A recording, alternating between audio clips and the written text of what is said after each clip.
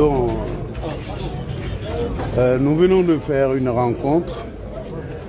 Nous avons entendu les mesures adoptées par les chefs d'État de la CEDEAO.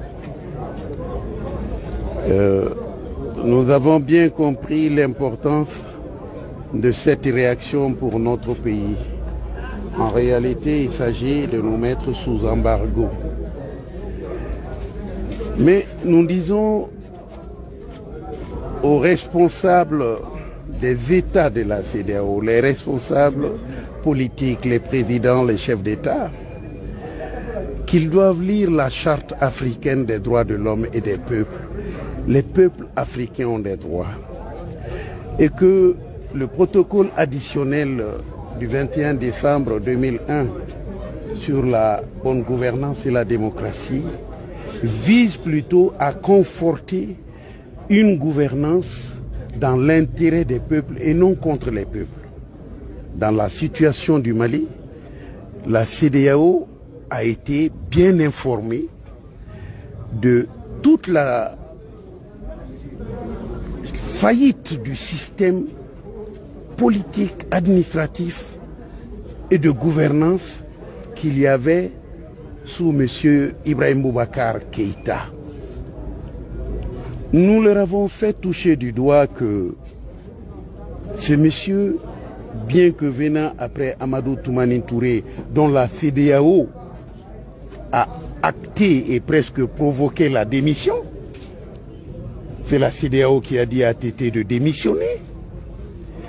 Eh bien, ATT a laissé une Assemblée nationale en règle avec nos lois. D'où d'ailleurs la possibilité que la CEDEAO a eu de nommer M. Dioncounda Traoré, à l'époque président par intérim. Toutes nos institutions étaient en place et aucune règle n'avait été violée par rapport à notre constitution. Alors, ils ont accepté que ce président-là démissionne. Maintenant, on n'accepte pas la démission de M. Ibrahim Boubacar Keïta. Il y a deux poids, il y a deux mesures. Mais en réalité, peut-être que la situation propre des chefs d'État, chacun dans son pays, n'était plus la même. Ça a changé. M. Alassane Ouattara n'avait pas encore 10 ans, il ne voulait pas d'un troisième mandat. M. Alpha Condé n'avait pas encore 10 ans, il ne voulait pas d'un troisième mandat. M. Youssouphi venait d'arriver, il n'était pas en train de terminer son...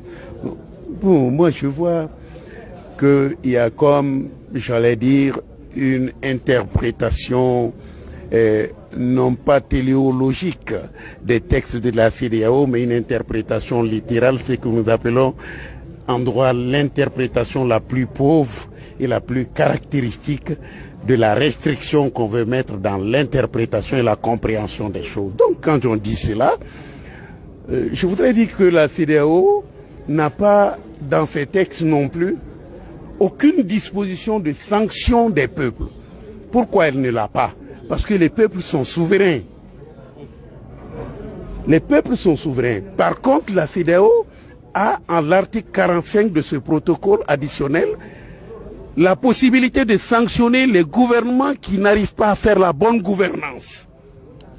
Au lieu de sanctionner M. Ibrahim Boubacar Keïta, de lui dire on te retire des instances de la CEDEAO parce que les enfants du Mali ne vont pas à l'école, parce que la santé a fait 4 mois de grève, parce que les juges ont fait 4 mois de grève, rien ne marche chez toi, l'Assemblée tu n'as pas pu organiser les élections, le Haut Conseil des collectivités territoriales, ça fait 13 ans qu'ils sont là-bas, et leur mandat n'est même pas renouvelé par une loi anticonstitutionnelle, et le Conseil économique et social, ton Premier ministre n'a même pas fait de déclaration de politique générale. Au lieu de dire ça, M. Ibrahim Boubacar Keïta, pour lui dire, c'est vous qui êtes le symbole de la mauvaise gouvernance, donc ne venez pas à nos réunions. Ils sont prêts à faire une visioconférence avec M. Ibrahim Boubacar Keïta, le plus mauvais élève de la CEDEAO. Mais ils sont prêts à sanctionner le peuple, l'un des peuples les plus courageux de la CEDEAO. Nous avons pris notre destin en main et que la CEDEAO sache qu'il est en marche un printemps ouest-africain, des peuples ouest-africains contre des gouvernements et leurs syndicats qui violent nos droits. Ça, c'est clair pour moi. Le combat va continuer et nous allons gagner ce combat contre ce genre de dirigeants à la vue restreinte, dans une sorte de dépression administrative, politique, et qui restreint nos droits et qui veut nous comprimer, si ce n'est nous confiner dans leur ignorance totale de l'application de leurs propres droits. Nous ne serons pas confinés. Nous, on n'est pas au Covid-20. Hein? Le Covid-19, on n'a pas la solution, mais la CEDEAO, c'est le Covid-20. Excusez-moi.